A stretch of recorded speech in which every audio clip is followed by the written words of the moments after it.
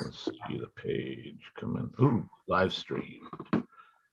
Got it. We're gonna have a countdown. Maybe. He should be momentarily. 3, 2. Oh, I see us. There you go. Okay. You're on. Go. Let's see who's in the room, and we'll get this party started. Mm-hmm. People are loading up. Well, welcome, Star Wars fans and virtual Cantina family. Welcome to the finale of the book Boba Fett. My name is Spencer. I'll be one of your hosts tonight. Once again, I am with Jeff. Jeff, how are you? Good. Glad to be here. Another amazing episode, although I wish there was like 2 more. Yes, absolutely.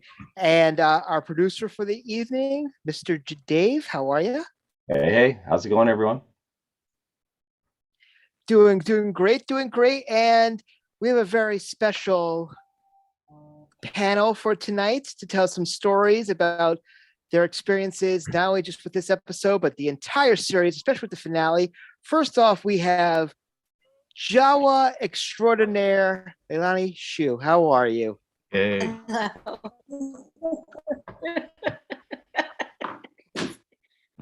How are you? Yes, very excited. We're so happy to have you back. And with us again is everybody's favorite droid, Chris Bartlett. Chris, how are you tonight, sir? Hi, great, Spencer. I'm so glad to be here again with you. And the last episode of Book of Boba Fett. Mm. So it's all very, very exciting. And just a couple of quick plugs. We have a couple of new shirts up on our TeePublic store, including our Year 2 shirt, which is similar to the design that Dave and I are portraying right now. So if you're a big fan of the Book of Boba Fett, take a look at that at our TeePublic store. And also, what an exciting time. You know, we had this new show, and then literally 24 to 48 hours after the show debuts, we get the date for Kenobi, and it's the day before Celebration. Right. Coincidence? Maybe. The original Star Wars Day also, so that has a little bit to do with Right. it. Yeah, so exciting. Oh, so exciting. So the first thing I want to say is congratulations to you, Leilani, for being nominated for Best Female Background Actor in the Los Angeles Awards. So Thank you. Nice. Very cool. Thank you. It's exciting. I know. I was like, oh my God, the peers, the central casting peers voted for me. So that's cool. But we'll see if you win. yeah, that's So cool. absolutely awesome. Absolutely awesome. And if anybody has any questions for either Chris or Leilani, please put it into the chat and Dave will get your questions out for you. But I actually had a few questions I wanted to bring up. And the first one was actually to Chris in relation to episode chapter 6. Mm-hmm. How do you feel being part of the second biggest terrorist act in the history of Star Wars saga, like the whole entire thing? Like literally you were holding the bomb. Like what? Spoiler alert. Right. Well, I didn't know it was a bomb. Right. The server droid didn't know it was a bomb when he picked it up. But yeah, how did it feel? It was amazing. I mean, you know, when we're filming it, the thing is, the name of the device was a container was a Camtono, right? Right. And I could not remember the word, how to say the word. I was like Cantuna, Contona, Contana. Like I kept saying it. And then Dave was like, Dave Filoni comes over and goes, the word is Camtono, Chris. I was like, okay, great. I mean, you're going to record over me anyway, so whatever. Anyway, and then they ended up using my voice, so I'm glad I got it right. Probably frowned so upon this as is an ice cream maker. One of the takes I did say you forgot your ice cream. So I was like, I can't remember the word again. Frosty treats. And so I was like, sir, you forgot your ice cream. Anyway, we all had a good laugh. Funny. Very cool. Yeah. Anyway, I'm so happy that they used your voice for that. That's pretty awesome. Definitely. Yeah, that was a nice surprise. You know, behind the scenes, you never know what the plan is. You know, there's a lot of very talented voice actors or other actors who lend their voices to the shows, and so I was you just never know that they do that stuff in post, and so you just never know until it airs, really. And so it was a really, my friends called me and said, I think they used your voice, and I was like, no, they couldn't have been. We watched it like 37 more times. and for sure, yeah, they did. So that was really a special surprise. And that actually goes into a rich history of another one of the droids you play with C-3PO, with Anthony doing the voice for his droid as well. And you've played C-3PO as well. So there you go. It's a little bit of actors who play that role get to get their voices out, which is pretty awesome. Yeah. But I'm just really humbled that John Favreau saw fit to use my voice in the show. So I'm really honored that they did that. And we do all the lines, on set while we're filming it, whether we're going to be used or not. Right. I know. I'm sure Leilani makes Jawa sounds, and so we learn all the lines and we do all the lines, and because we want the experience of our fellow actors to have a decent experience while they're performing as well. I could just walk up and just blah, but I wanted to be as if they were going to use my voice, which they did, so I'm glad.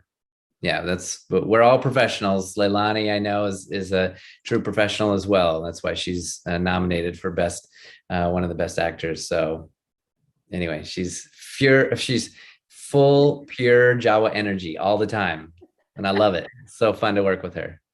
It's great working with you, Chris. We have a good chemistry, and then people see it on the set too. So yeah, it's great. We have fun.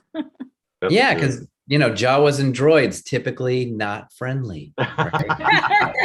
Never thought of that. You probably get the worst into that one. Oh, which one? She's gonna take you out. Right. Take you apart. Dismantle you. Right. I did that myself. Yeah, I did that myself in this one. Right. But yeah. So. No, absolutely awesome. And I would have to say, having you on the show right now, one of my favorite stories that Chris mentioned in the last time he was here was when you guys were shooting the Cantina scene and you were without your mask. He's like, "Oh my God, you're here!" So he's always like so excited when you're around. Oh, it's great when Chris is around. We have a blast. I mean, we do a lot of things together, and so when we see each other, a familiar face, it makes it 50 times better than just coming there. And we have fun anyways, but when we have our friends there, it's a big family. Even when we do our cons together, it's great because we're all together in our little space, our role, and it makes it more fun when everybody's together. Usually we have Emily, we have Tate or whoever. When we see Brendan, we have a good time. No, absolutely. So Leilani, you played two very different characters. One has a gambling problem, and one is basically. It's only a problem if you're not good at it, right? Okay. He's very good. Yeah. Oh, yes, I played Chatafan, the gambler, which in the past Star Wars as Katie, where he goes or she goes, yeek, yeek, yeek. But this one is a girl version of Katie, and the species is Chatafan. So I'm the gambler, as you can see the picture. on the little post you have.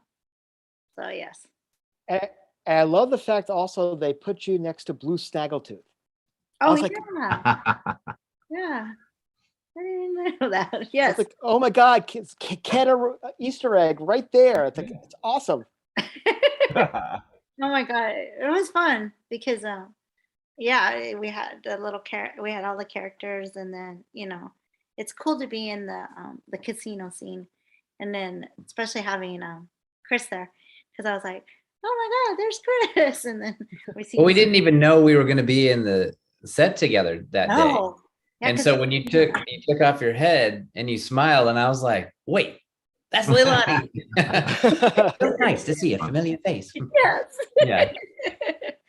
Yes, we have a good time. Yeah. Did you guys interact with Jennifer at all or much? Jennifer Beal? Well, my character works for her. So you had to direct. You have a direct line or anything? I don't think we had a conversation. She looked fantastic, like a statue. She looked like she was 6.5 feet tall. And she just looked beautiful, and I felt terrible that I had to ruin all of her fun. But anyway, she did fantastic. And I didn't even know it was her when we first started filming.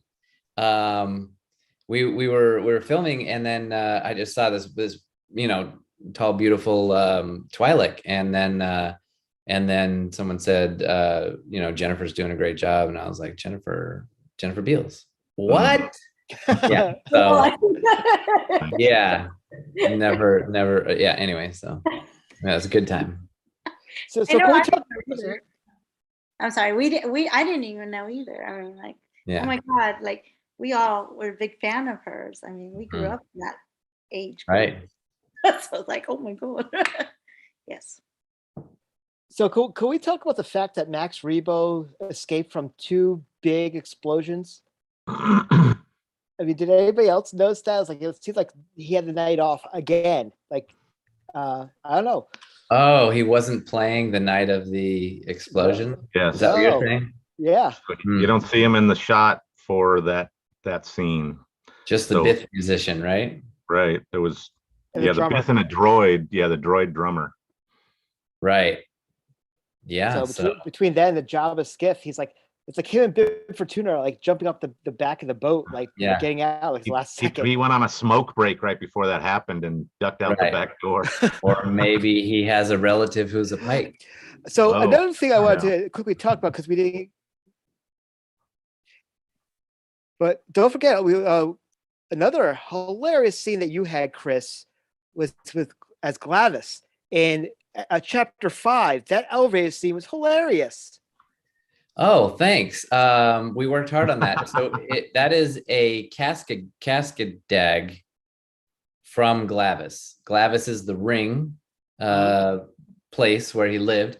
Cascadag is the species, and they also appeared. That species also appeared in The Force Awakens, and also during the Father stampede on Canto Bight.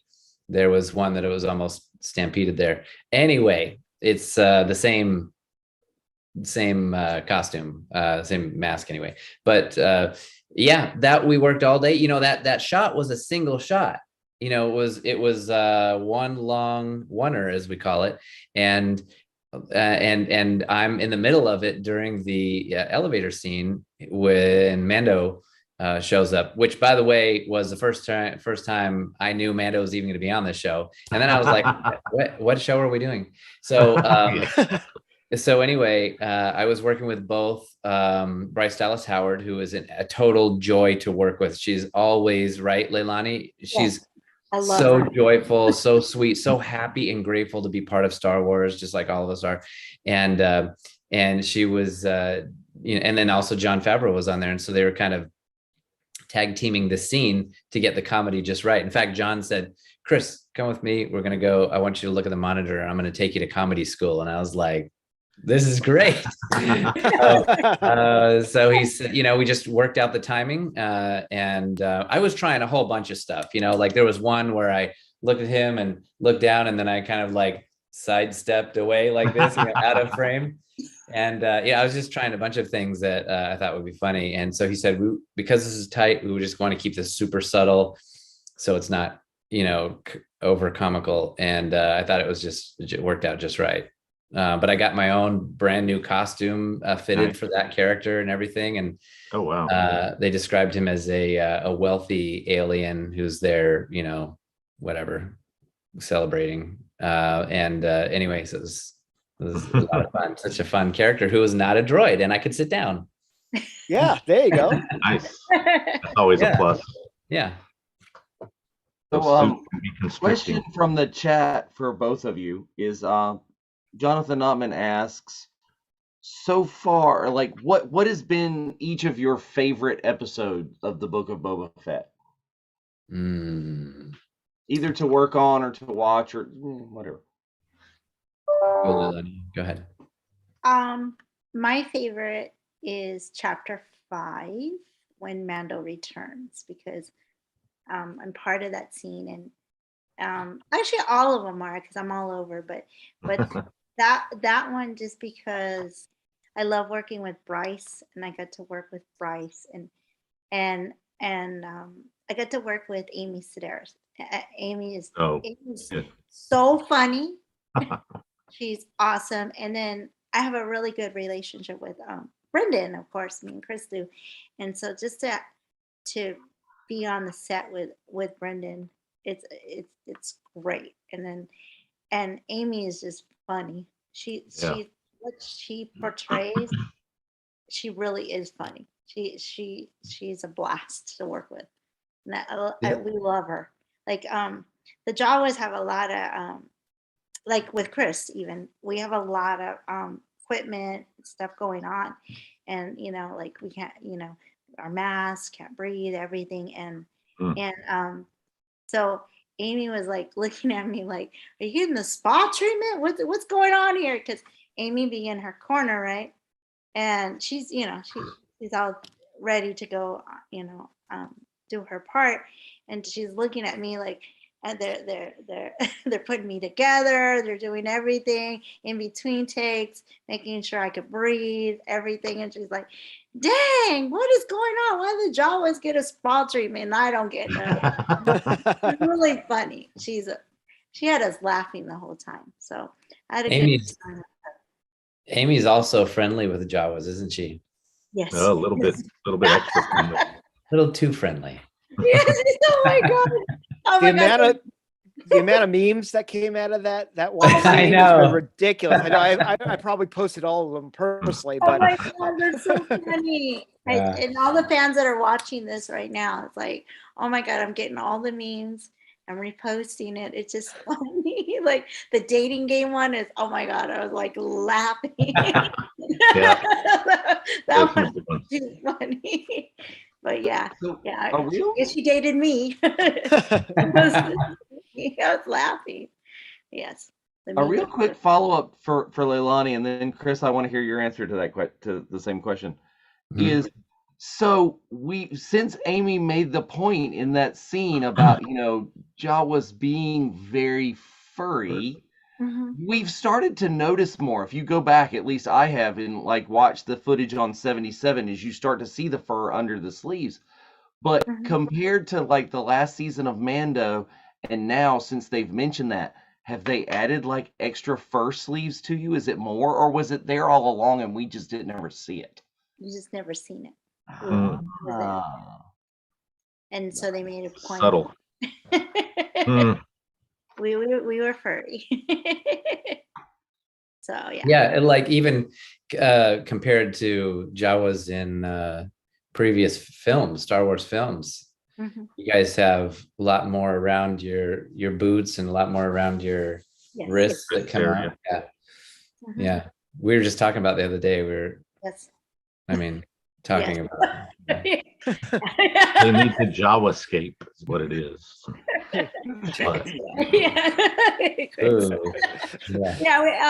We're very furry, and well, there's different Jawas actually. I guess I could mention that. In season 1, we're the off-world Jawas. Right. So I found out why. we're gray and we have the red eyes is because we were on Navarro, right? And we were burnt. So our eyes got burnt. So, see, and I didn't know that myself. So now I know. See? Yes. So Good to we're get that gray backstory. because we were burnt from the sun or whatever. We were burnt.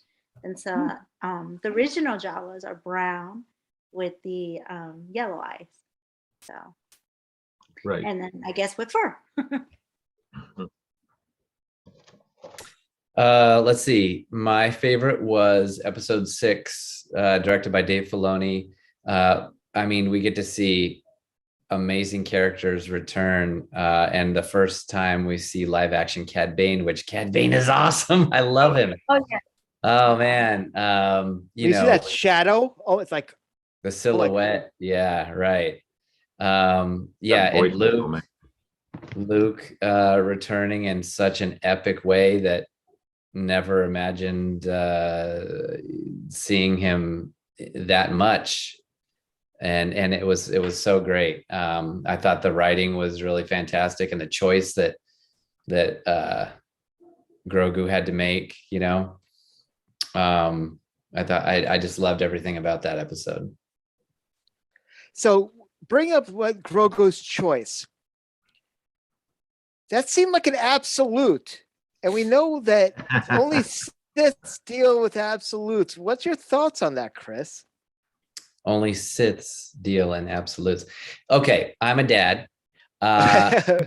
When you have children, you have to teach them black and white when they're little, because their minds can't comprehend gray nuances of, you know, compassionate, you know, caring about other people and their situations. So you have to teach them black and white. This is right and this is wrong. And that's what I feel like Luke was doing at that moment with Grogu. You can, you know, choose this path or this path. If you know, if he was older, I don't know, older than 50, but if he was more mature, maybe he would have, you know, a different choice. But as a child, I think he needed to have a clear choice, and choices are important in life, right? The freedom to be able to make choices helps a person grow, and I think that's really what helped, or that was a real growing moment for Grogu. Absolutely. And we also talk about the fact that we had our first live action interaction with Ahsoka and Luke, which was like epic on all sorts of levels, especially when she said, you know, just like your father, and all of us were like, oh my God. Close with the family, isn't that what she said to Mando? Yeah, that was pretty special. I mean, and yeah, think of all the emotion that's attached to that. It's written by Dave, right? Dave and John, but Dave, these are characters that largely created by Dave, with Ahsoka, and that was really an emotional. Just, isn't it interesting how just one phrase can make you feel something so special? That's really what we're trying to do, isn't it, Leilani? In the work that we're doing, is to try and make our audience, or help our audience, feel something in what we're doing, whether you hate this character or you love this moment. You know, we want them to feel something with Star Wars. And as Dave said, Star Wars should always leave you with a good feeling. So that's what we're trying to do. Yeah, it's absolutely fantastic. And the love was absolutely shown throughout the entire series of the fandom. And I was commenting to someone today, the love for the prequels in particularly, there was a lot of nods to, you know, episodes 1 through 3, which was incredible, whether it was, you know, scenes with Daniel Logan, you know, some of the new scenes, you know, some of the droids, some of, you know, characterizations, Mando calling the ride in the N1 Naboo Starfighter wizard. Yeah, everywhere. Yeah, I love it. Go ahead, Leilani. Oh no, that's awesome. Yeah, everything was awesome. Yeah, there was Right. Jawas. There's Jawas in the prequels too. Yes, there was. Yeah. Yes, there was. And also, didn't they run the ship through the Boonta Eve track Yes, they did. or And course? you actually see some of the landmarks that like Anakin drove through. Still had some of the posts still up there. Yeah. 30 some odd years later or so on, but it was still awesome to see just all that. I mean, it just was incredible to watch. It was. So yeah, I believe we're still live, are we, guys? Dave? We are. I think we've gone down and come back up a little bit, but I think we're good. Excellent. So we got about 2 more minutes before we are going to watch episode chapter 7 of the book of Boba Fett. So make sure that you have D+ all queued up. We are going to watch the replay beforehand, which does show Chris in it. It is his bang of a scene. And very excited about that. And also, hopefully we'll find out, relatively shortly, in short order, whether or not there'll be a gallery in the next week, the behind the scenes. That'd be incredible. But I also wanted to plug that in 2 weeks, we are on the virtual Cantina watch along going to be doing a series called The Path of the Dark Saber. Jeff, do you want to talk a little bit about that? Yeah, so we kind of gathered together the episodes Star Wars episodes, sort of in general, animated and live action, that address the Darksaber, as it were. So there's a lot of Clone Wars episodes, a couple of Rebels episodes, a handful of Mando, and a handful of Boba Fett episodes. So it's I forget how many weeks we're doing, but it's going to be a good couple of episodes per week, and we'll sort of go through the on-screen presence of the Darksaber, and see how it's progressed and get a little bit more familiarized with it, maybe, because it's going to be a key element, I would imagine, in the next season of The Mandalorian. So having a little extra knowledge isn't a bad thing, but it's also a fun set of stuff to watch for the watch along. Absolutely. And are we on a pause right now, guys? Is there an issue with the feed? So the feed is paused on Facebook, I think. I think we're still live on YouTube. Okay. Yeah, I'm seeing it there. I see it's back on Facebook. Is there a YouTube link on the Facebook page? Throw that in there. But we can make that happen shortly. Yes.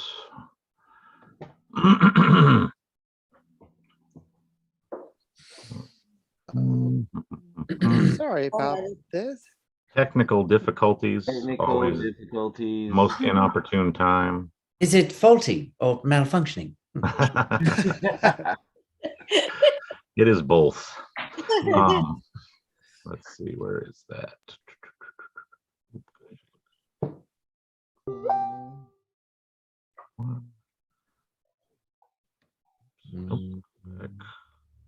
Come on. Stupid. It keeps pausing. Yes, is pause and does not and goes in pause. That's weird. Oh, there we are. I Yeah, see us okay. now. Waiting. Looky there. Let's get this link. The Link. Womp Rat is working the Grogu's trying to plug in the cables for us. No, the red one goes where the blue one goes. Blue one goes where the red one goes. that was great. Excellent. Well, the chat's up, so I guess it's working. That's a positive sign. I'm still Good. seeing it paused. Yeah, there we go. Now I see it. Excellent. Keep saying interrupted. Yeah, it does it. That's weird. I'm gonna throw the YouTube link into the chat over here. Please do. That's where we can roll people over there. Because the Facebooks are being difficult. Very strange. That's fun. Okay, well, let's see if we only have. I'm the only one in here now. Everybody else dropped out. Oh, that's not good. We were going so well for a while there. I know. Can you now? Do you record this and then you post it on YouTube, or is it only the live? So we'll have a live recording. This will be on YouTube when we're done. Oh, okay. So, yeah. So we could keep going. Yeah. So if things get crazy, we just move on and we'll have it ready. Mm-hmm. Excellent. So why don't we do that, since we're still up on YouTube, and we'll try to get back on the Facebook as we go, just so we have some continuity and all that jazz. So everybody have their Disney Plus all queued up? Yep. Yep. Ready and waiting. All right. Chris disappeared, so let's get her. Oh, I'm here. I was going to bring something. I was going to show you something. Oh yeah, please do. Oh. Okay, this is the traffic droid from. Oh. This is not a replica. This is the one that. Oh wait, sorry. I'm sorry. Somebody's put it more in front of you. Yeah, there you go. Okay, I'll hold back here. Yeah, there, perfect. Nice. So this is the traffic droid. This is the actual head costume part that we used on the show. Wow. You'll see his eyes have been removed for maintenance, but yeah, this is the real one, the actual one. That's incredible. You guys like to see something from the show?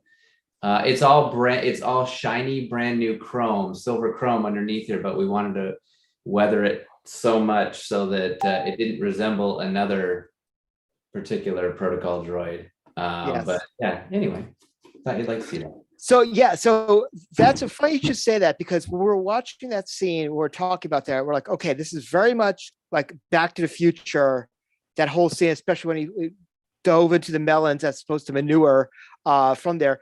But actually, with your crossing guard, it kind of reminded me of the beginning of the Goonies, with Rosalita trying to cross the street during the chase with the Fratellis, and she's like in the middle of there, there's like cars going up, and she doesn't know where to go. And I was, oh my god! That's probably what they were thinking. Yeah, because initially it was thought that this would be a crossing guard droid where it was directing traffic, and then it evolved into a droid was just crossing the street and got caught up in the traffic, and I think the thought was that the getting caught up in the traffic and being spun around and stuff would be the gag, and so yeah, but that there's a little bit different design on that droid. Did you guys pick up any nuances in the design besides the stripes? I guess I didn't look that close. That's okay. The chest is from an RA-7 or a Death Star droid. Oh, so it's not like a typical C-3PO type protocol droid chest. So it's, when we used to be able to go to Disney and Disneyland or Disney World and do the, droid factory, you could build your own little droid figure. Basically, that's what we were doing, with a life-size one. So being able to switch around droid parts was and design our own, look for this new droid was really a cool, creative thing to do. Awesome. Cool. Awesome. Yeah. That's very, very cool. So with that in mind, let's get everything queued up. So I'm going to start with the 10-second countdown. In 10, 9, 8, 7, 6, 5, 4, 3, 2, 1, play. You got to watch the recap. yes, Absolutely. always. Mhm.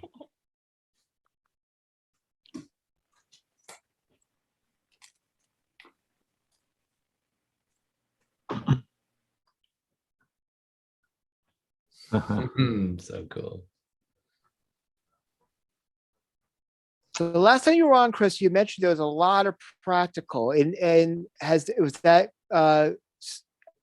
still the same, or was there a lot more in the volume throughout the series?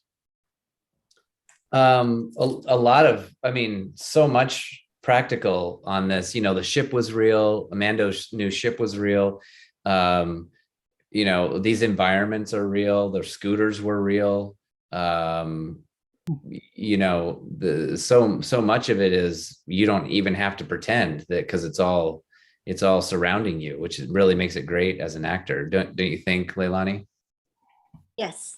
Yeah, it's really cool. It's the even the bikes are Mhm. really shiny chrome. It's actually really cool. Oh, there it is. Booyah. All right. Yeah.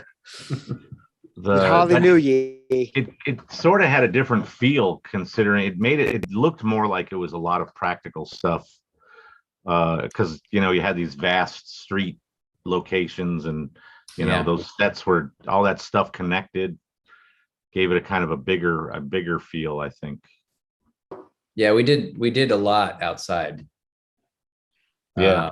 But my scene was just indoors, or on the volume. Oh, so for the indoor scenes, was that all volume stuff, or was there? Yeah, indoor will be on a stage.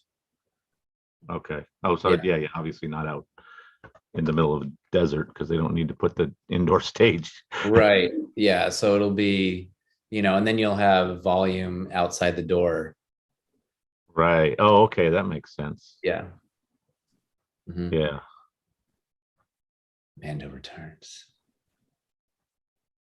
So, what do you think about Boba?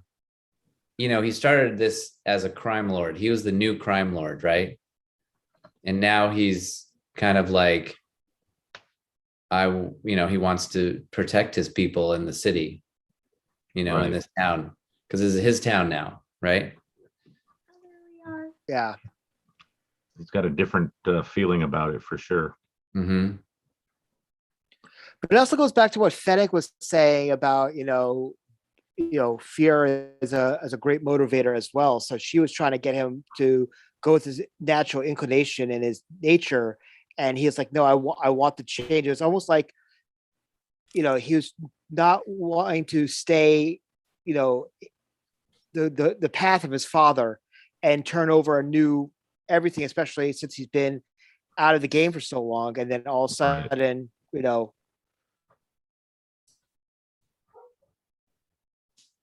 Right. I hear what you're saying. And the thing is, with Django as a bounty hunter, was he a good guy or a bad guy, or was he just a guy who was working, just a man trying to make his way through the universe? He was just working for whoever would pay him. He was a contractor. So he didn't, wasn't necessarily saying, well, I'm only going to take good contracts. He's like, I got to, take care of my family. So take care of my son. So, maybe that's how Boba Fett was too. He wasn't a good guy or a bad guy. He was, the good guys or bad guys were the ones who were paying him. Oh, right. Look at that. Mm-hmm. Oh, I love this moment.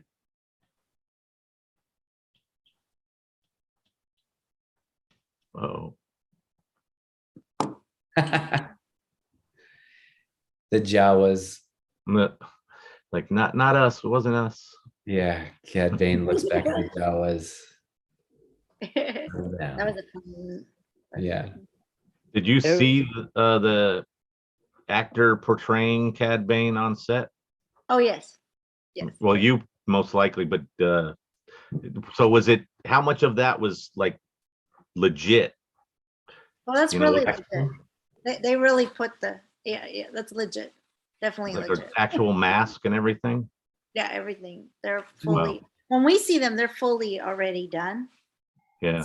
So like even the Gamorreans are like, we see the Gamorreans when we're sitting, on hold and holding, but Right. when we're on set, we're all already masked up. Because I was wondering if that was actually some kind of other thing that they had done with maybe a grid and CGI'd his face in or anything like that. No, his right, Chris. His is full costume. Look how expressive Cad Bane's face is. I love it. Yeah. And those teeth are just.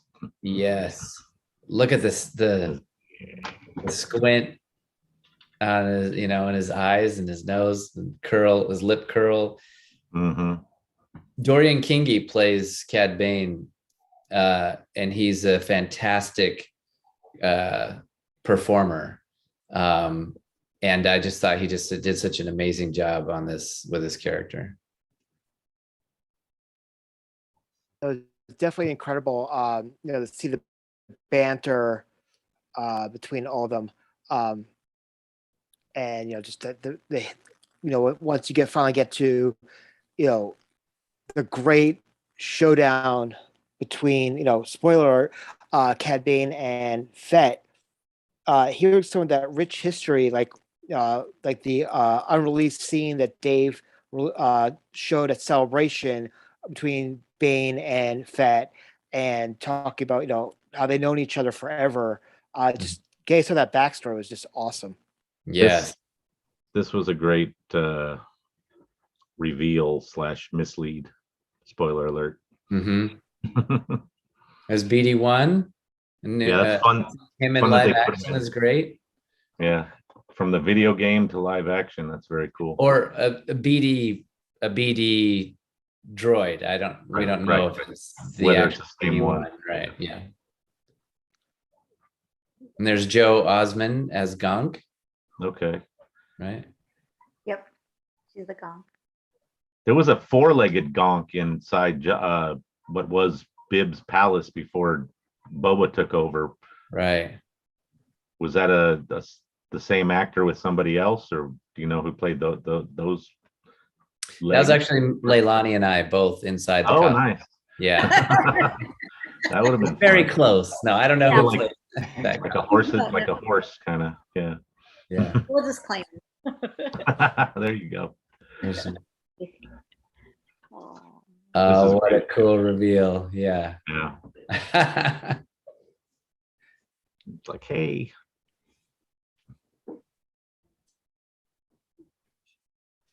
So who flew the ship? We know who flew the ship.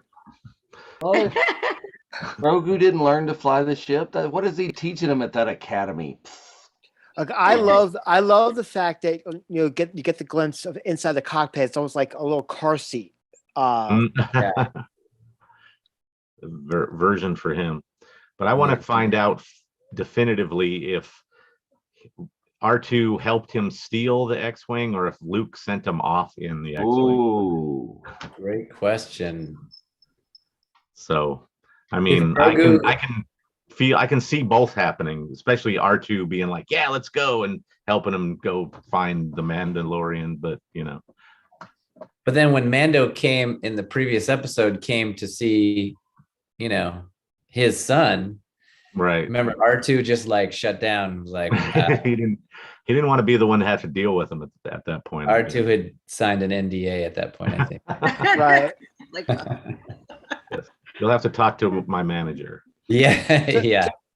So is this the first time you think since A New Hope that R2 and R5 were basically near each other? In proximity. Oh, wow. What was that conversation like? Yeah. R2 was thanks for blowing up your motivator so I can go on this great adventure the last 30 years. I don't know. R5 was like, that could have been me. I could have been a contender. So these scooters were practical scooters. They were electric scooters that, were driving around.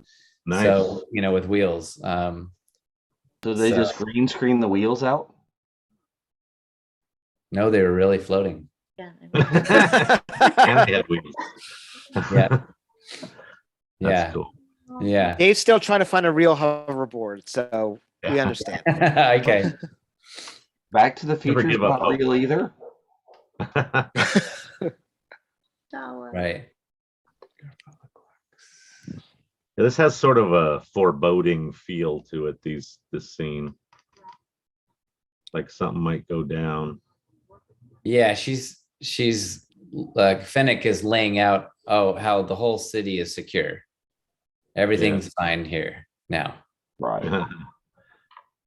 See, my biggest regret, or not necessarily regret, but what I wanted to see in this episode is what happened to everybody that was in the sanctuary. You know, Right. There's no bodies there.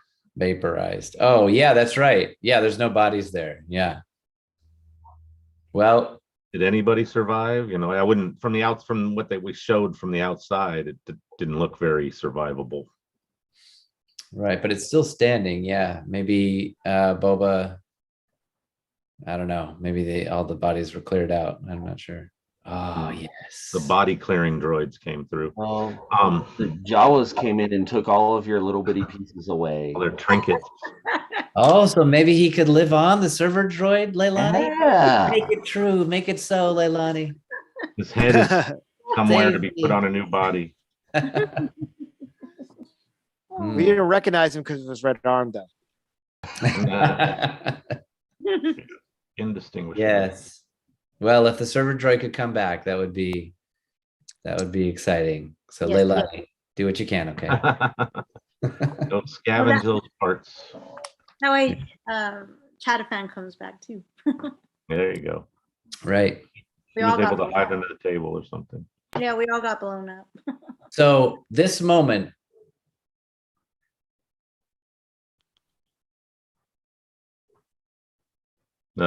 when Cad Bane takes the information that the Pike told him Right. that we made it look like the biker gang killed the Tuscans, Boba's desert family.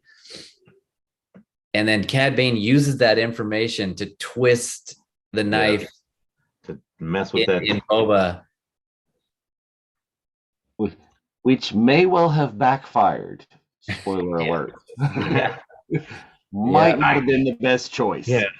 I think it would have been something maybe he could have saved for later, but I thought at this point that he might be turning the tables even more, and that was going to be Here we go. fuel he could use against his current employers. But Yeah, yeah, that was a cool move. see, they made the graffiti look too clean. That was their problem. All the other ones that the actual gang did was quick and dirty. That one was all filled in properly. Oh, he looks so great. Yeah, I love the space Impression. denim, by the way. Yes. I had a comment the other week or last week about the space denim. You say space denim? Yeah, he's got like jeans on, Like, and they show that close up. It looks just like a brand new pair of jeans. Oh, that's hilarious. So what was it like when you guys got to work with Black K with Chrysanthemum? Like, was that like daunting? Like this big Wookiee gladiator just walking into the room? Leilani?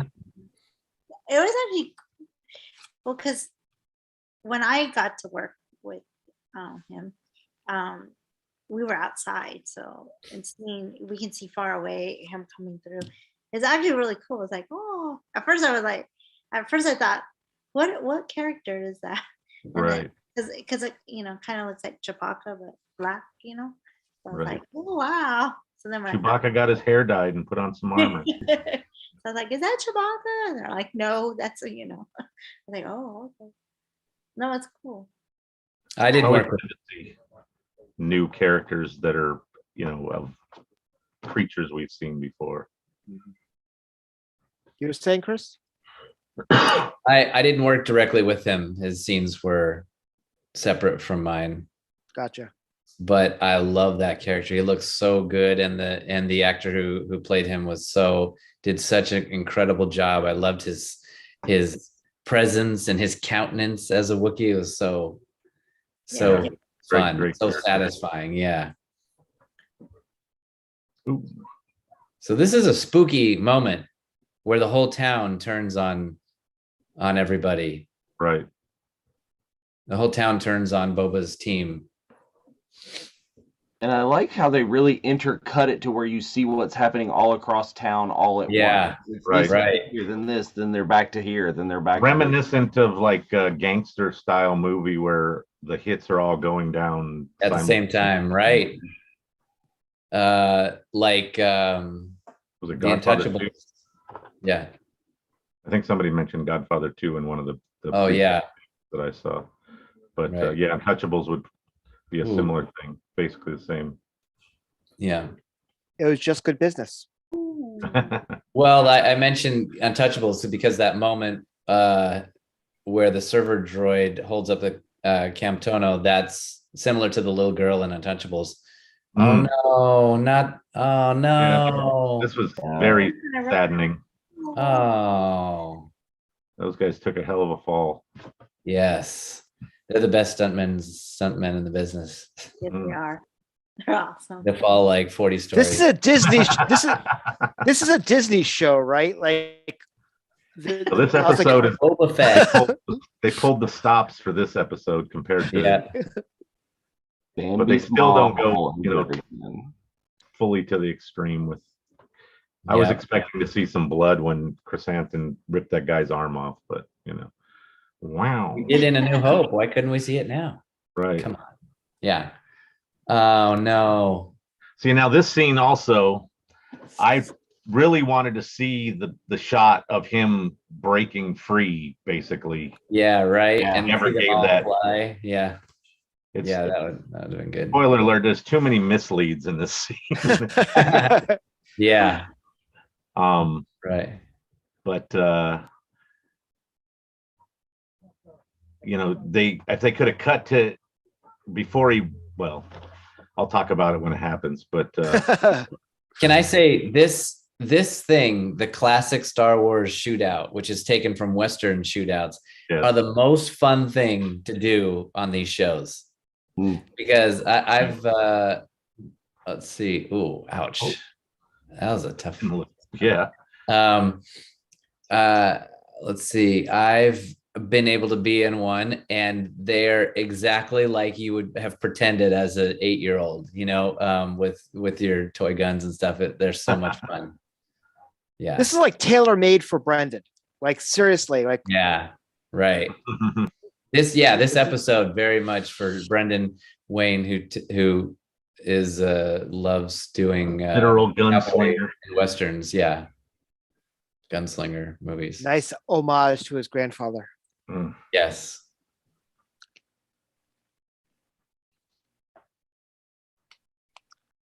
Now they're like, we the badasses. So here's the other question I had. We had Fennec and Cad Bane. So if everybody had watched Bad Batch, Fennec and Cad Bane had an incredible fight in it, and both Corey and Ming-Na did a voice for that. Not once do we hear, "Oh, by the way, Boba, we know you have a sister." Now, I think that was one thing that we were all like waiting for. Mm. Yeah, they both dealt directly with her, right? Yep. Yeah. So do we know where in the timeline that Bad Batch falls exactly compared to this? Because shouldn't it be a long time ago? Post Clone Wars, right? Yeah, Yeah. so obviously it's right around, like 30 years So prior. it's Maybe during they forgot. Maybe it's they just during the slipped their mind. rise of the Empire. So it's long before. I mean, this is long before. It was 20 years before A New Hope. Right. Bad So Batch it's is. Yeah. another 10 years or something on top of that, 30 years prior. Right. Yeah. So yeah, to this point, yeah, that's 30 years probably from Bad Batch time So timeline. what's amazing is that both Cad and Fennec look amazing and exactly the same as they did in Cad Bane looks amazing. What is he, moisturizing? A little faded, but he was good. He's Yeah. not hanging out on Fennec- Tatooine as much as everybody else. Right. Obi-Wan aging program. There you Right. go. Did anybody else get a weird kind of the dude vibe from that Obi-Wan poster? Dude, I don't know. never crossed my mind. Felt a little bit over like he was overweight to me in that shot. In that They remember the Cartoonian, he abides. So maybe he's just enjoying himself. Oh, look at this. Hold, hang on. I'll be right back. You keep talking. I'm thinking there might be some Twilight Headtails showing up here in a second. Uh-oh. I have no idea. So Leilani, so when you were filming, I assume you guys like filmed that sequence, but did you know like Cad Bane was gonna be coming in and how to react with him, or is that like all like natural, like, oh my god, like this scary creature's coming up? All right. They just said, well, we didn't know. And so, yeah, it's a reaction for us. So we're like, they always catch us in our moments. So. Yeah. All right. Look what the major demo has. Oh, there we go. Ooh. The bowling game. Right. That's the same prop the server droid was using to take orders. Oh, really? And as soon as I got home from filming that day, I went on eBay and was looking for 1980s bowling, handheld bowling game. Because now the price is going through the roof. Yeah, exactly. Yeah. You got it on the Right. ground floor. They swapped out the button panel and cleared out the bowling alley part of it. Yeah, they cleared this. This is just a clear piece of plastic, and they put white LEDs underneath, and then they're switched out these buttons for different buttons. Yeah. More Star Warsy looking control panel. Yeah. That's fun. Yeah. That didn't click, but I get that kind of, that when I originally watched it, but you totally get that old school kind of 70s, early 80s kind of electronics vibe from it for sure. This is awesome. Yeah, this is the best. And then you have the mods. Right. This whole scene, I was like, I knew exactly what was going to happen, but the way that they revealed it was so good. And I was like, why didn't you look at it as you were walking out? I know. I would have totally looked at it prior to getting there. This is great. But he does it verbatim, so that's good on him. And then there you go, the shots, and you're like, where's it go? Finally, effective use of jetpacks. His words. Oh, there it is. Oh, here comes the jetpacks. Yes. Amazing. Oh, seeing them flying is so cool. And they're so agile up there. And I love this camera work also. Yeah. Oh, man. Ooh. You can tell like that was a real landing. Yes. And Lateef Crowder does an unbelievable job. Great stuntman. In the fight scenes and the stunts. Always love seeing his work. Yeah. So just looking at the moves between this is a stunt and this is the gun work and this is this, how seamless is it to move between Lateef and Brendan and possibly even Pedro? It just back and forth. I love the knee rockets, just make me giddy every time. I know. Yeah, I mean, it's magic. Whistling birds are always fun. Yeah. But all the different angles and the shots and them getting hit and stuff, in so many shows we see the good guys just, they never die, they never get hurt. You know, They're being affected for sure. Yes, right. This is really harrowing right here. Right. They're taking lucky shots Pinned for the down. most part. Yeah.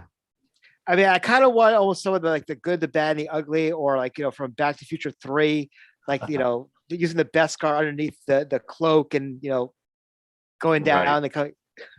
the Freetown came to save him. I love it. Yeah. So, Leilani, what was your favorite moment in this particular episode? Because since you are like everywhere.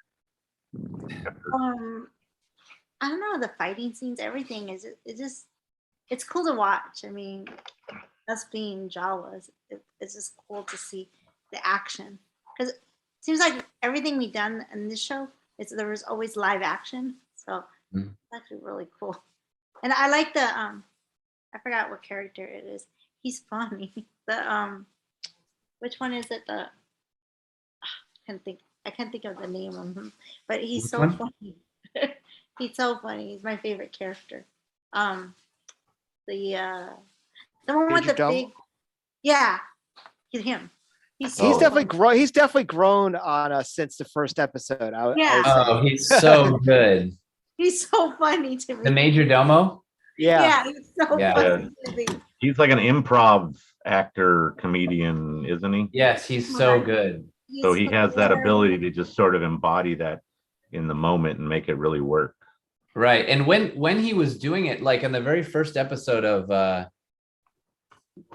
of when everyone's coming in to pay respects to Boba on the throne, when he was doing his line, I was there and I was like, this is seems so out of character for watch this stunt right here. This is some of the amazing. Boom. That was so awesome. Yes. Yeah.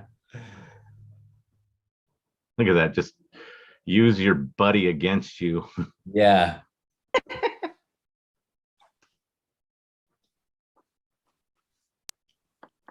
So you're saying about them? Well, we can watch this scene.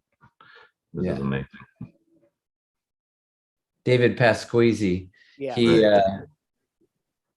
He is such a talented improv actor, and when I saw him doing his lines, I thought, wow, this is so it seems to me like so out of character for Star Wars, but it ended up being perfect for his character because he was like this schmoozy, sleazy kind of like spineless kind of a character. It was perfect. Schwarmy. Yeah. Smarmy.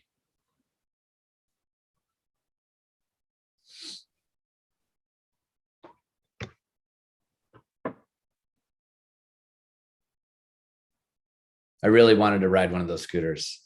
I know.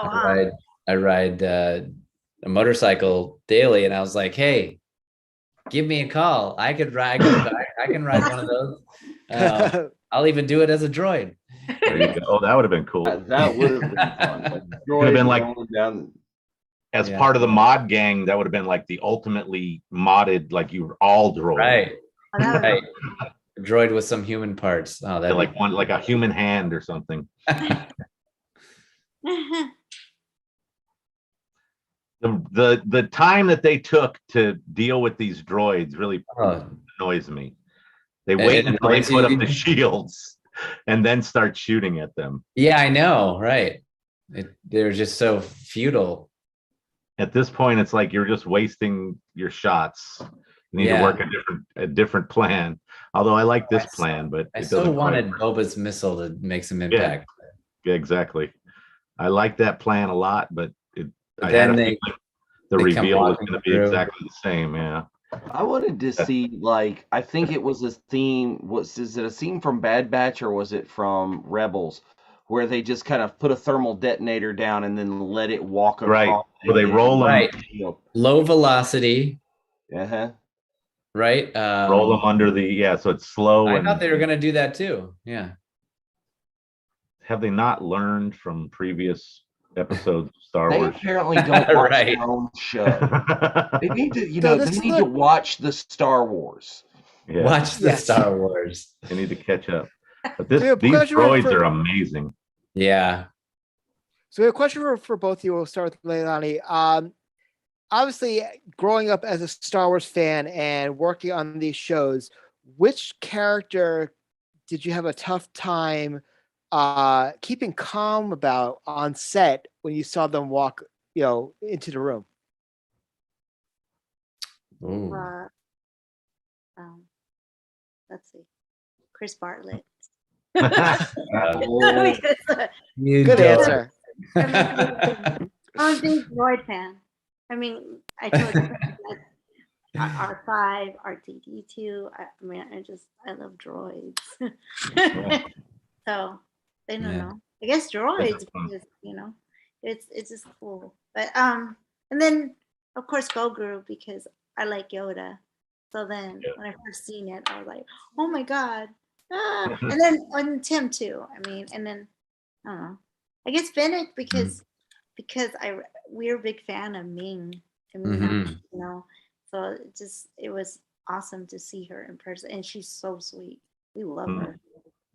But everybody, I don't know who else. I don't know, all the droids and just being around it. Our dream. Yeah. I would think anything that evokes that memory of the original stuff would probably be very cool just to be around. Yeah. So if I got to see because none of my scenes are with Luke Skywalker or I wish I've been I wish I got to see what's it, Danny Trejo. Oh, that was I wasn't there on that day. But, So that was the I think the number one thing that we were hoping ever since Robert Rodriguez was announced in Mandalorian season 2 is like, okay, if Sam Raimi has Bruce Campbell, then Robert Rodriguez has Danny Trejo. When's Danny going to show up? And he comes in and he's the Rancor keeper. It's like, oh my God, could that have been any better? But same question for you, Chris. What characters, old school characters, were you most excited to see when you're on set? Well, for me, it was Tamora as Boba Fett, because my first day, all of us on the first day of filming the Book of Boba Fett, it was so secret we thought it was Mandalorian season 3, and so I sat down next to Ming. Ming is sitting here, I'm sitting here, and I see this guy. I think I might have mentioned it last time. Mm-hmm. This guy in a dark Boba Fett costume coming toward me, and I was like, whoa, that guy looks like Boba Fett, but who is that? And then I see it's Tamora, and I was going, oh my gosh, wow. Oh, okay. This is before any of the Boba Fett episodes had aired, and right. So for me, when I my first scene on the very first day of Boba Fett, when I walked down the stairs and I suddenly realized I was in Jabba's palace and right. Boba Fett is sitting on Jabba's throne, I had a real fanboy moment, because one, I didn't even know Boba Fett was involved in these shows, and it was being called Boba's Palace in the script. So I was like, what is going on? Plus I played that video game Bounty Hunter right. on the PlayStation that Tamora voiced all, throughout the whole thing. I played the crap out of that game. It was so good. And to be able to see him in person and to work with him was just, that was so satisfying as an actor, but also as a lifelong Star Wars fan. Nice. Because it combined my childhood with Boba Fett and my adulthood with Tamara Morrison into one, amazing, experience. That is true. Yeah. Because our first scene with him was a night scene. It was the one where we're pulling him apart. So right. And being there with him is like, oh my God, and he's so sweet. He loves us Jawas. I guess in a couple of his interviews, he's been saying Ewoks. And it's like, I was like, oh no, but he loves us Jawas. He really does. He really takes care of us. Like some scenes, we're on a plank or whatever. And so usually actors, and Chris will tell you, usually the main actors will go back to their seat or go back to their holding, and he stayed the whole time. He was scared. Oh, nice. He didn't want us to fall. You know, when they did close-ups of us, he would be nervous, and he would be there, like trying to hold our fall, or just be right there. No, I'm gonna stand right here. I want to make sure they're okay. So Wow. it's great because he's really personable. Like Chris will tell you, he's a very nice, and he's very friendly, and it's not about him as an actor. Right. He wants to show he loves being around people, and he's a great guy. and Mima is the same way too. She's very it's like a kid in a candy store. She said it in interviews too. Like she's like, oh my god, she'd be like talking to everybody. Oh my god, she was so excited with the Jawas. Like she's like, I just love you girls. Oh my god, the Jawas. Oh, I'm with the Jawas, and she got excited. So we were like, oh my god, we're more excited about you. We're a big fan of yours. Well, she's hit the Disney trifecta now between being a Disney princess, an agent of S.H.I.E.L.D., and now Fennec Shan. So right. Yeah. This reveal is amazing. This is what we were waiting for when Danny Trejo brought the Rancor to Boba, right? I wanted to see this so bad. Gosh. How much did that Rancor grow since we saw it last, though? That's what I want. Yeah, I don't know. It really seems like it did. Unless it was really crouched down and you could see before. Right. The one thing I think that we missed was an 80s training montage of Boba learning to ride. I know, right? Like he was teaching the Tuscans. Yeah, but having some, some Survivor, or the best around. Yeah, the best around. Some 80s training montage would have been awesome with that, but it was absolutely incredible. Like we knew it was coming. Like when they said he's gonna ride it, and we're like, okay, that's gonna that'll be incredible. But this was just like, wow. Yeah. Ooh. And now everybody wishes they put money down on that HasLab that got canceled. And everybody's like, wow. I'm surprised they didn't announce that they were going to re-release it right after the first episode that showed the Rancor. But first new stretch goal, Reigns and Boba Fett. Exactly. They could add that. So I am upset that he didn't go for the other gun arm before he tried to stab that droid in the head. Oh, but, yeah, he wanted it right. Cut them both off. It was total kaiju. Yeah. It was Pacific Rim action. I love that whole thing with Grogu. Yeah. Pulling off what ends up just being a piece. Right. He's like, what did I do? So the one thing we didn't talk about when we saw Grogu a few minutes ago is you see him learning how to jump with Luke. And the first time you actually see him do it by himself is he jumps directly into Mando's arms. Right. Oh, yeah. Very cute. Yeah. Like, okay, so you went to Luke, you learned how to jump, and that's why you learned it. Yes.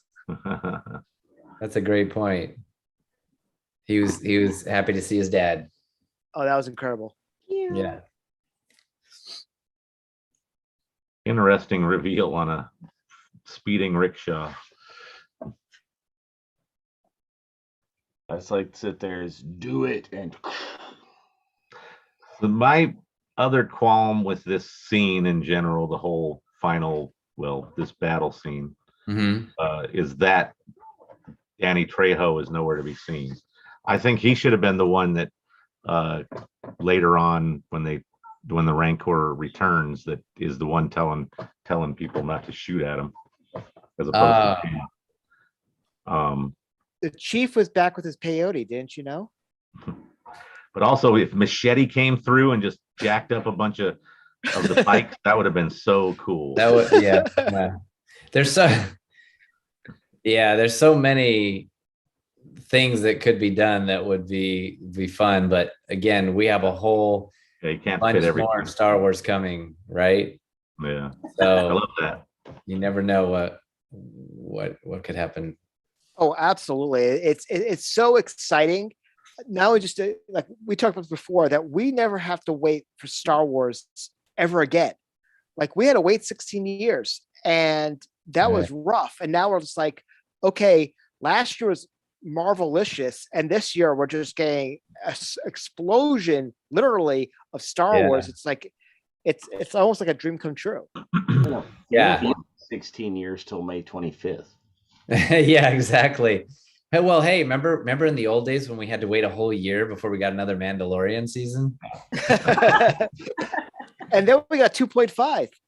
Right. Yeah, exactly. I thought one of the funniest jokes, and maybe it's not so funny, but I thought it was pretty humorous, is like someone said at the end of season 7, what was the best cameo of this entire show? And everybody's like, Boba Fett. Yeah. I'm like, okay, that kind of makes sense. There's an argument for that. You could say in one episode he had a cameo. One he didn't even show, but that's okay. Yes. Loved everything about this Rancor action. Yeah, amazing stuff you But wanted that to see for the last 30 years, 40 years. That goes directly with what Dave and John were talking about in Gallery for season 1, of basically they were taking the Kenner toys and doing everything they ever wanted to do with it.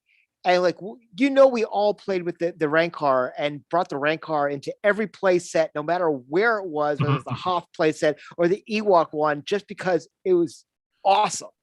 Yeah.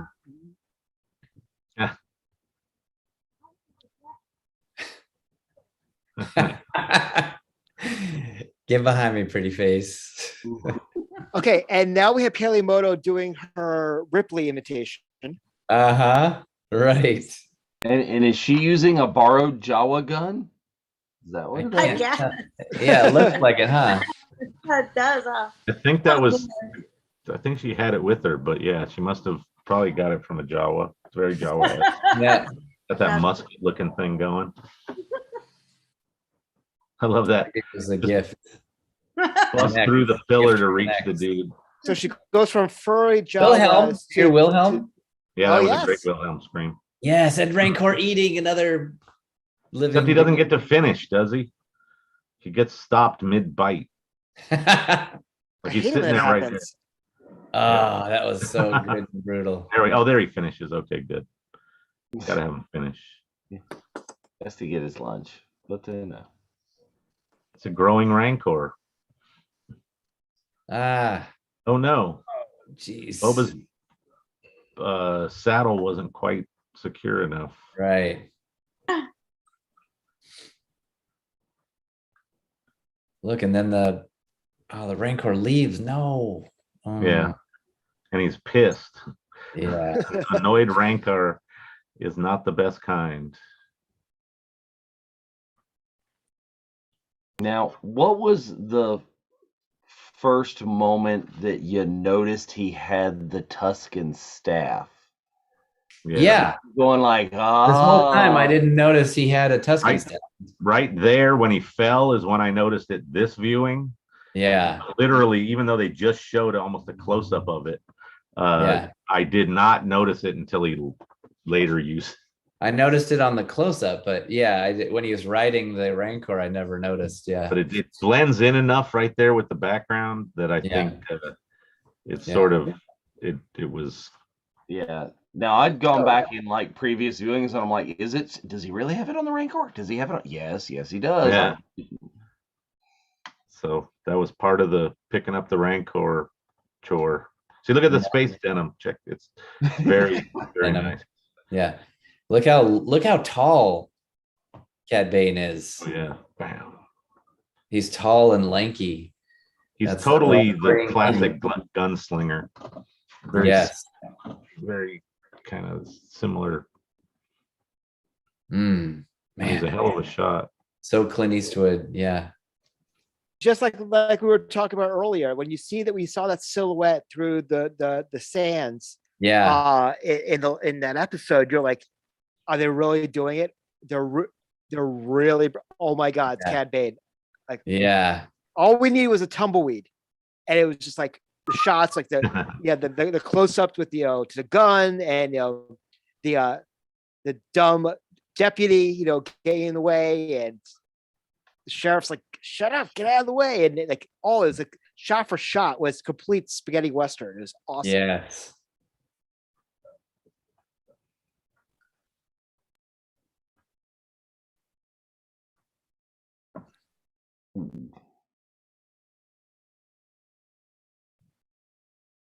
Oh, And I love how he says, I'm not a kid anymore. Yeah, call back. canonizing that interaction that they had in the animated series that never aired. Ooh, ouch.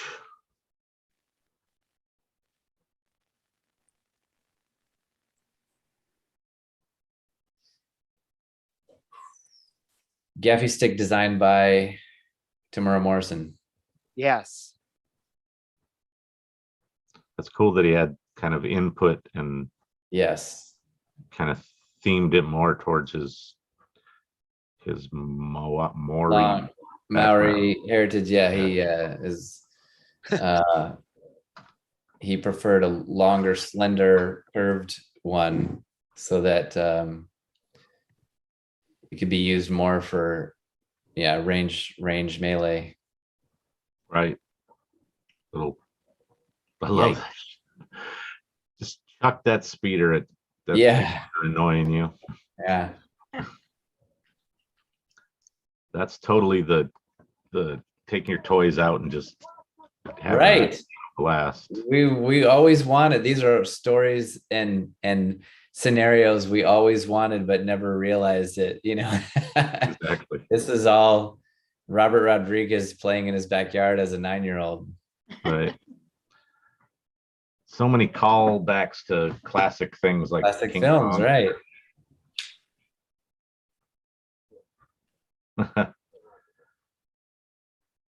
Yeah. Yeah. King Kong with the Oh yes, that was awesome. I was like flying around him. Yeah. And when he climbs the tower, I was like, just grab Palimoto and Yeah. just completely like There's his Horikawa. face. Great. I would have settled for Mando. Hey, Now, here old man's crafty. This thing, I would think the power of the jaws, whether the teeth could go through Beskar or not, could possibly bend it. apparently not. I'm talking about the full both hands down on it too. Yeah. Right.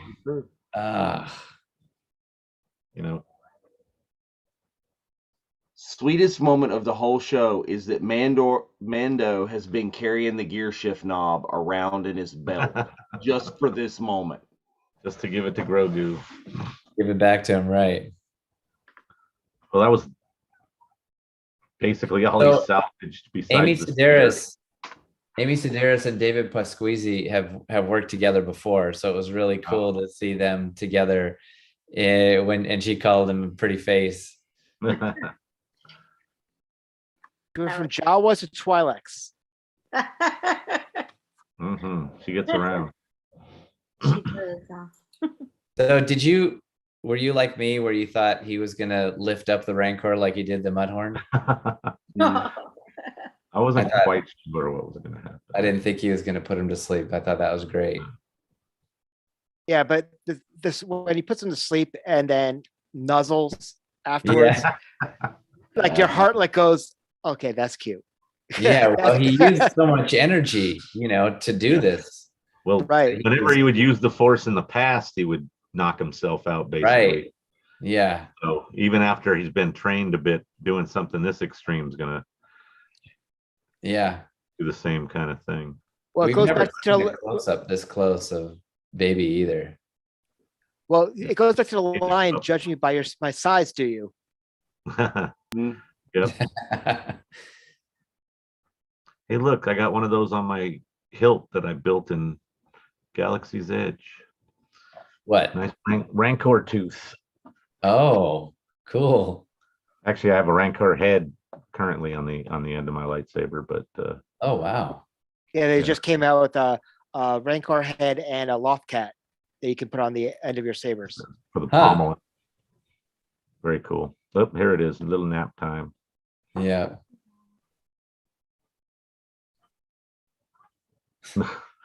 She was ready to eat that Rancor.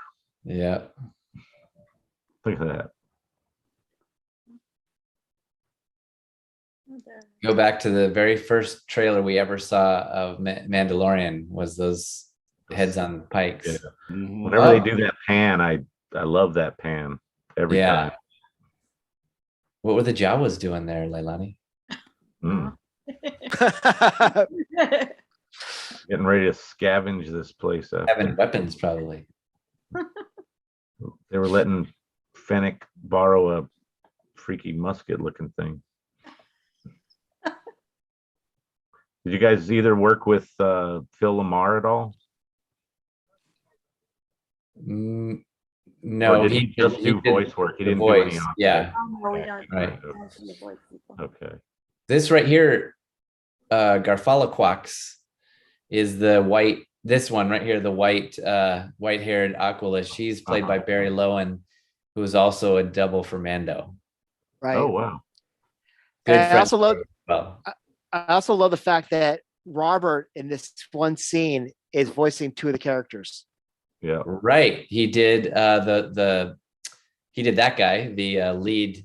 The mayor. He Pike. did yep, and then he did the Pike. The Pike was Pike is Phil Lamar. Phil, Sorry, but he did the mayor, the mayor. Yeah. Mayor McCheese, as we like to call him. And one of the And Transdosians, right? no, And it was the a trans- Oh no, the other Aquila. Tunian. Oh. Oh, that's no. Anyways. Yeah, this one scene screams Disney. Like it was like everything that like they're known What for. the this right here? Everyone getting off the ship. Oh There's no, Joe. I was There's talking Joe. more along the lines of Fennec Shan basically housing everybody, hanging the mayor. Oh, Like it's just like wow. that screams Disney to you? It was Yeah, sarcastic. I was being sarcastic. It's Oh, like okay. wow. Yes, I thought that was pretty harsh. I liked it. I was glad they went there. Yeah, they kind of needed to. This was the last opportunity they had to do stuff like that. Yeah. I just Now, did anybody else notice when finally when Boba goes medieval on Cad Bane that his chest light was still beeping? Mhm. Who's Cad Bane's? Yep. Oh, I thought the red light went out. Like They it cut. blinked one last time. I didn't see that. I saw Oh. it continue to bleed. So I was like, okay, maybe not. That's always something we'll wonder. Yeah. Oh. Okay, I- we I hardly like know that- the. yeah. I like that the mods are like all sarcastic-y, whatever to the end. It's like the Wookiee gets a melon and nothing. What? no melon for you. Well, it's I be still- interesting. I mean, now he's saying, which is interesting. The whole time he's trying to, it's like I want to go straight and narrow. I want to be, run the straight and narrow as far as a crime lord. And now he's saying, yeah, this is probably not for us. It's like, okay, where are you gonna go with that? I changed my mind. Hey, Yeah. look.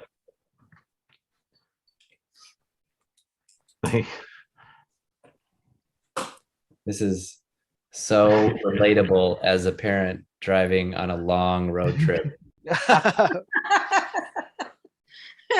When he was knocking, I was like, okay, either he has to go to the bathroom or he needs Yeah. food. Right. Like, or are we Yeah. there yet? And does Yeah. Mando have a space toilet on this like he did on the Yeah. Rest? There's no refresher or Or whatever. refresher, yeah. The first Wow. refresher that we see in Star Wars. Right. The Well- end question mark? Right. So we got this extra scene coming up, but Yeah. I mean, I guess what I was saying to Leilani that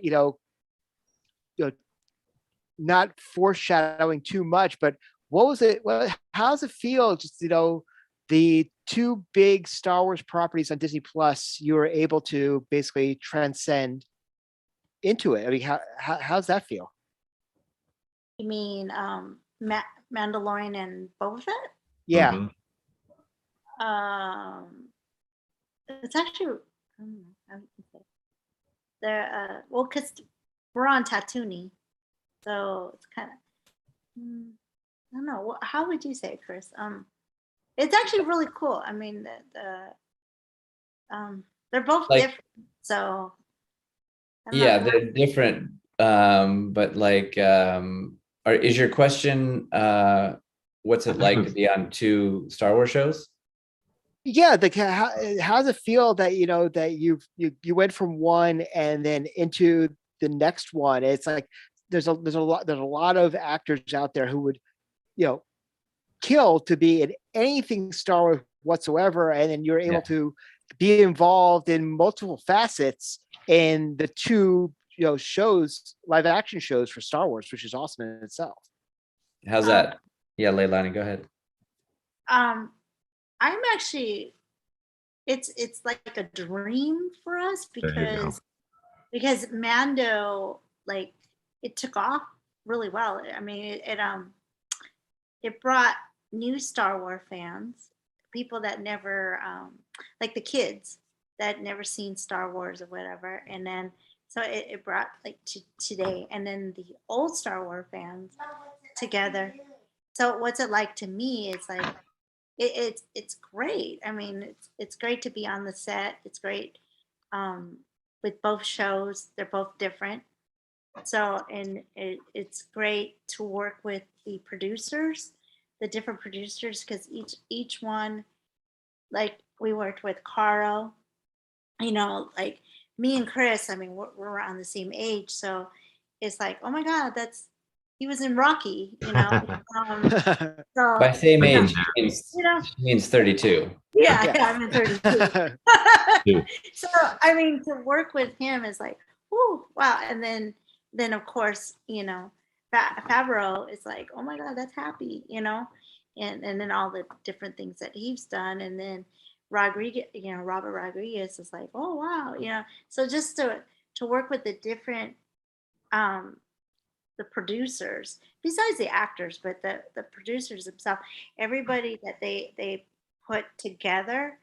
I think it's fascinating for me and Chris because each episode is different. Like I guess that's how would you say it, right, Chris? Because we work with different people, and we're lucky that we're, each episode, we're working with different producers, directors, and I think that's just amazing ourselves just to work with them. Like there's them, sorry. Yeah, there's such a feeling of gratitude, when not only, being able to be on the first show and the first character, that I got to play, but then the second character, I mean, this was just like, the first one was the pinnacle of my, acting experience, and I was so grateful for it, but then also being in Star Wars, and then another character, and then another one, and then another season of Mandalorian, and then Boba Fett. It's just surpasses every dream, every hope, every fantasy as a Star Wars fan. But as an actor, I'm just so grateful. And I know Leilani is too. We were both so grateful to be working with not only just being in Star Wars and creating new Star Wars stories, but that people love, but to be working with directors and writers like Dave Filoni and Jon Favreau, and then the performers as well, is, as you can imagine, beyond any measure of gratitude that you could muster. I mean, it's just we're just so grateful to be part of this as Star Wars fans, but also for Star Wars fans. I agree with you're saying? I'm sorry, Leilani. Oh no, I agree with Chris. It's great because it's still like a dream for me and Chris, like being part of Star Wars. Now we're like Star Wars for life, and like I don't know. I think it's amazing what we do. Yeah. You can say. Well, we just saw Cobb Vanth in the Bacta tank. So we all the theories that he got shot in the shoulder, he's gonna come back. Seeing that and seeing with the mod doctor is pretty awesome. So when you guys are on set, are there moments where you're like, oh, the fans are gonna go nuts when this finally airs? Like when you're seeing certain things or certain characters going on, does that happen often? Every day. Every day we're on set, we're like, oh my gosh, this is awesome. Yeah, fans are really gonna like this. Wouldn't you say, Leilani? Yeah, yeah, because we don't know until we get on set what's gonna happen. Like a lot of things are very secretive. So when we actually get there, or especially me as a Jawa, we don't know until we're there. And then when I get bumped up to cast, it's like, oh wow, I get to work with such and such, and it's like it's just amazing. Like I didn't know how my my cast part, which is bringing Mando back with me and Pelly, it's like I didn't know how that was gonna fit, and I was talking to Chris about it. I didn't know it was gonna be at the beginning or at the end. I figured it was gonna be at the end, but it happened to be in chapter 5. So it's like, whoa, because I thought it would be like the ending, that Mando, Right. So Yeah. giving the fans what they've been wanting, when's Mando, where is Mando, Mhm. So I thought it wouldn't, I didn't know it was going to be in the middle of the series, but Yeah. now it all fits. So. Right. Yeah. On the day that I was doing the traffic droid in the street, I'm reading the script and it says, of course, it wasn't from that episode, but there were the scripts called for Boba Fett. Boba Fett arrives riding a Rancor and fights Cad Bane, and I was like, "Oh, what?" Like it seems like every once in a while you get a day where you're just like you can't even fathom what we're about to make. And that's that when I saw that, I was like, oh my gosh, the fans are gonna love this. So it was so satisfying, and it was fun to watch it with you guys, Boba riding the Rancor and then taking out Cad Bane. I mean, that was when I was reading it, I didn't even know Cad Bane was going to be on, and so it's just really, really cool. Yeah, that was the one for me. It's awesome to hear Corey Burton's voice. It's so distinguishable for Bane. So it's absolutely incredible. So here's a question, and how, if there was one Star Wars character that you hope or wish that you would get to perform against, what would it be, or who would it be? Let's start with Leilani. Okay. Sorry, was the question perform against or perform? You mean like either or? Like the same scene, or someone that you would hope that you would be asked to potentially perform as. Either or. That's dangerous. Oh, okay. I know. Yeah, I know it is.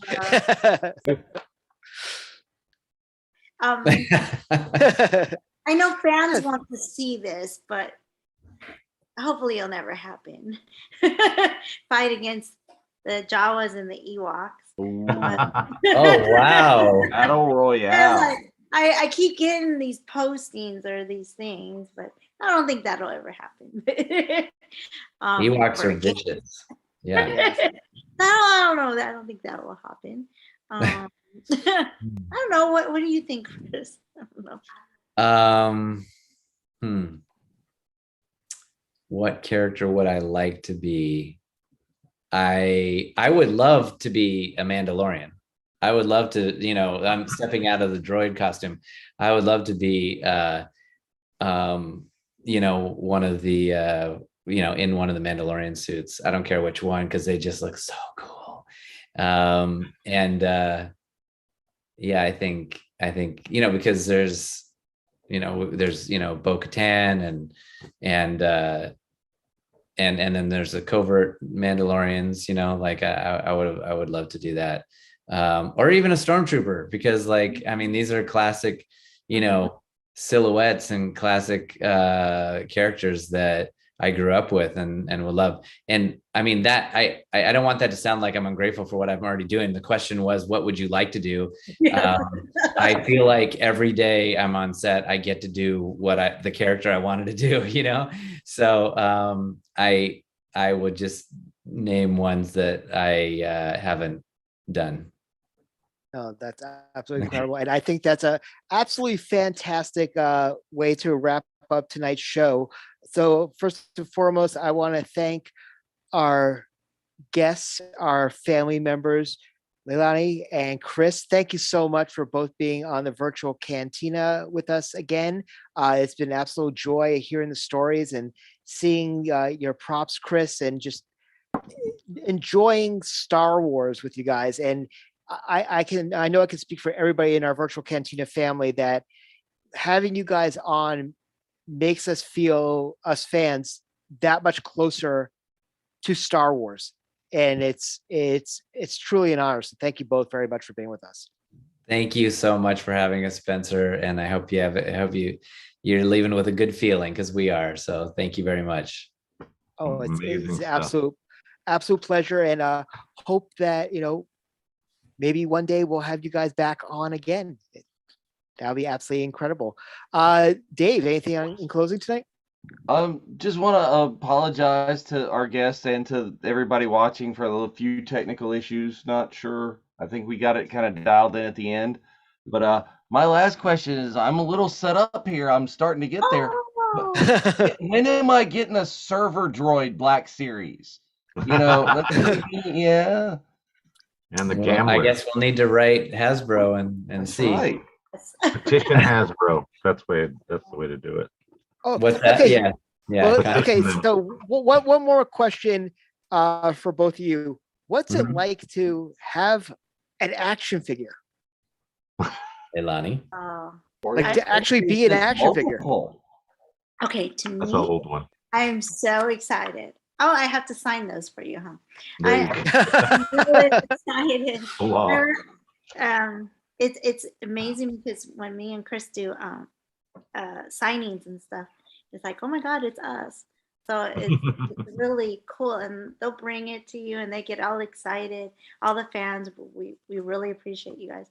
And it's cool that me and Chris get to sign them. And then, me and Chris are also Topps cards too. So Nice. That's right. Yeah.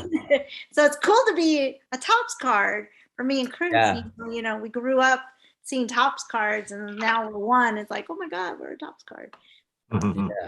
That's true. Yeah, I just signed some Topps cards for the teacher droid, which are coming out, and they're really like high quality cards. They're like thick, really thick, like you can't bend them. They're really cool. And then they have foil printing in different color chrome finishes. Really cool. But to answer your question, I love it. It's so awesome. Out of the box. I have that was a great. because I play with it. They're on my desk. I put it in all different kind of poses and everything. Plus, I use it for like reference for drawing. Different angles and stuff. But look at how handsome he is. Look at. It's great. I don't have you know what?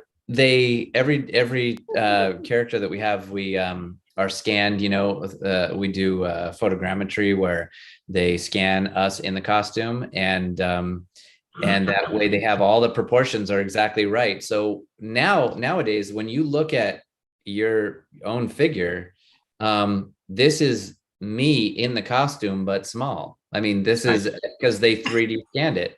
And so same with Leilani, smaller. anyway, it is the something that it never crossed my mind that even would in any galaxy or any universe be a possibility. I just wanted to somehow, be in Star Wars someday. And I guess that the possibility or probability that you are an action figure goes up, So, I'm so grateful because they were such a big part of my life. The action figures, as we call them. And so anyway, I'm so grateful to have my own now. Yes. And like Leilani Jeff, said, being able to meet fans who want to talk about the show or talk about characters or have questions or whatever, or dress up as build their own costumes as these characters. It's so satisfying to meet people that love it as much as we do. And I feel like being on the other side of the convention is, I feel like I want to be in the costume again, like I want to go with you and go, take the cool pictures in the costume, because that's what I always did before. And so anyway, I'm just so full of gratitude for fans who watch the show, because we wouldn't have a show without them. Exactly. Mhm. I agree with her.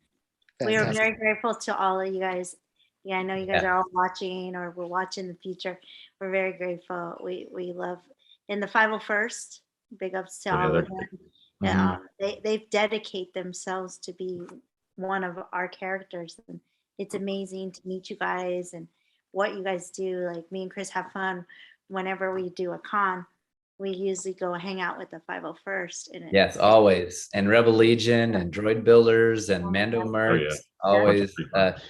And we always love it. Please come to the table in costume. We love seeing your costumes, and I always take photos of them, post them on my Instagram, because they're so impressive and so much fun for us. Yeah.